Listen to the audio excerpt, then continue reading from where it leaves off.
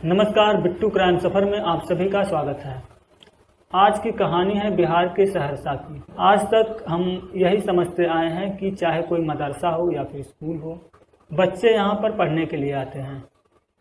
लेकिन क्या हो जब इसी मदरसे में या फिर स्कूल में बच्चों के साथ अश्लीलता करी जाए, बच्चियों का यौन शोषण किया जाए, रेप किया जाए, और ये सब करने वाला कोई दूसरा नहीं बल्कि उसी स्कूल का टीचर या फिर उसी मदरसे का मौलाना हो।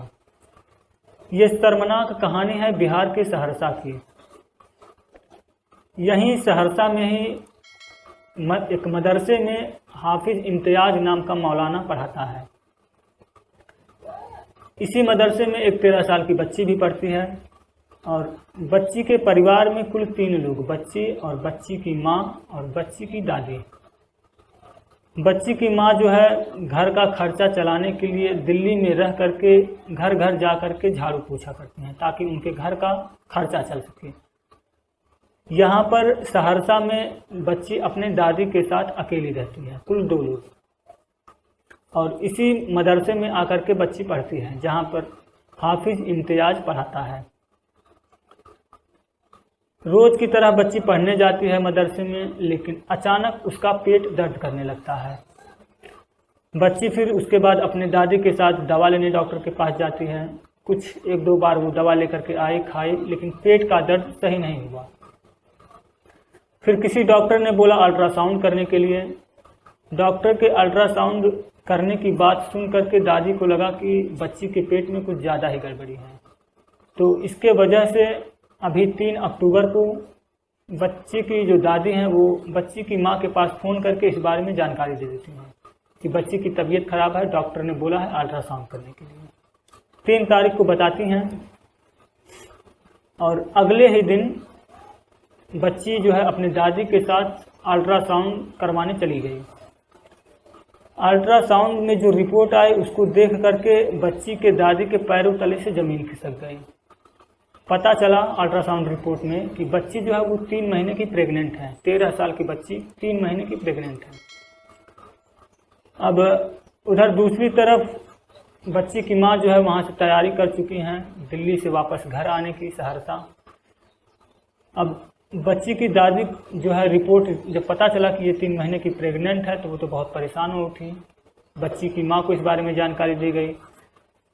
बच्ची से जब इस बारे में पूछा गया तो बच्ची ने बताया कि जहाँ पर वो पढ़ती है मदरसा में, उसका जो मौलाना है हाफिज इम्तियाज, वो पिछले कई महीनों से, कुछ 4-5 महीनों से उसका रेप कर रहा है।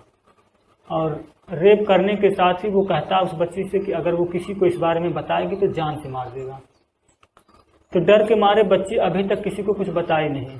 3 महीने से ज़्यादा हो गए वो प्रेग्नेंट हैं। अब अचानक दर्द उठा तो डॉक्टर ने बोला अल्ट्रासाउंड करने के लिए, तब जाकर के इसकी बात खुली।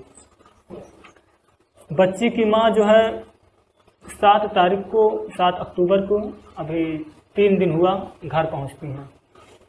अब बच्ची प्रेग्नेंट है, ये भी पता चल चुका है कि हाफिज इम्तियाज जो मौलाना है मदरसे का, उसी ने रेप किया है, उसी से प्रेग्नेंट है। तो ये हुआ कि इस मामले को लेकर के बच्ची की माँ पुलिस के पास जाने लगी। गांव के कुछ लोग जो हैं बच्ची की माँ को धमकाने लगे कि अगर वो पुलिस के पास जाएंगी तो ठीक नहीं होगा, कुछ गलत होगा उनके साथ। धमका रहे थे। कुछ लोगों ने राय मशवरा सुलह करवाने के एवज में 10,000 रुपये दे रहे थे कि वो 10,000 रुपये लेकर के सुलह कर लें। धमकी और सुलह दोनों चीज़ें चल रही थी, लेकिन बच्ची की माँ किसी की नहीं सुनी और पुलिस में जाकर के इसकी सूचना दे दी।